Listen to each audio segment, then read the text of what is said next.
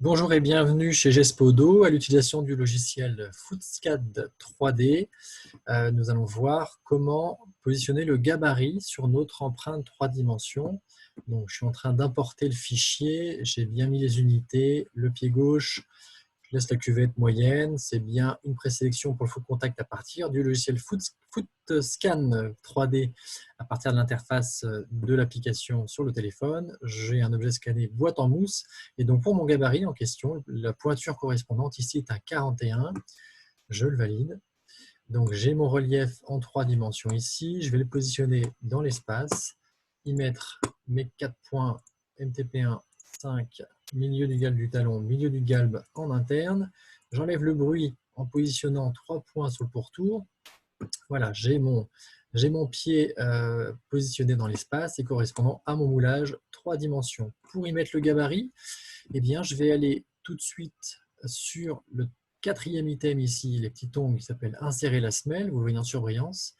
Ça positionne directement mon gabarit sur la zone correspondante en fonction du module que j'avais prévu, notamment à 41 ici. Et c'est le pied que je vais déplacer. Donc évidemment, les 4 touches ici vous permettent de déplacer le pied vers la droite, vers l'avant, vers la gauche ou vers l'arrière et non vers le bas. Alors là, je vais décaler un petit peu le pied vers la droite de manière à positionner correctement le talon. Et vous voyez que l'avant-pied est un tout petit peu déporté par rapport à mon gabarit. Et donc avec les flèches de rotation ici, je vais faire un petit peu de rotation vers la gauche à partir d'un point fixe se situant au niveau du talon. Et je ramène mon pied vers l'intérieur.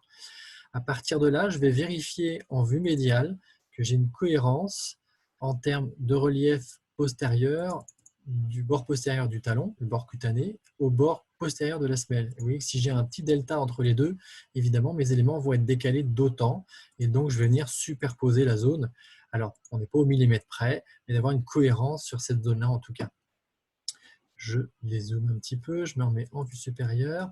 Voilà, une fois que je suis positionné correctement, et je suis sûr de ma position de mon pied par rapport à mon gabarit, eh bien je fais la fusion des calques, le thermoformage virtuel. Il y a un petit décompte en pourcentage.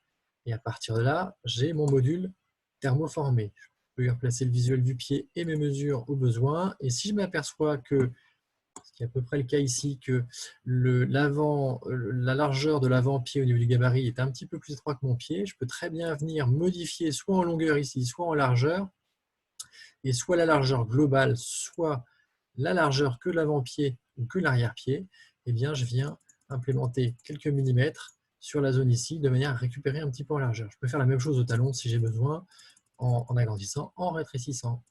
Une fois que j'ai validé tout ça, je mets sur OK. Et donc, j'ai mon moulage correspondant au format correspondant également. Je peux tout à fait adapter. Vous voyez que la longueur du gabarit est exprimée ici et la largeur du gabarit est exprimée un petit peu plus haut, 94. Et au millimètre près, je peux venir modifier cette longueur. On est à 272, vous devez enlever 5 mm. Eh bien, j'en enlève 1, 2, 3, 4, 5, et je me retrouve à 267. Ça peut correspondre aux mesures que je fais à la semelle de propreté de ma chaussure. À vous maintenant.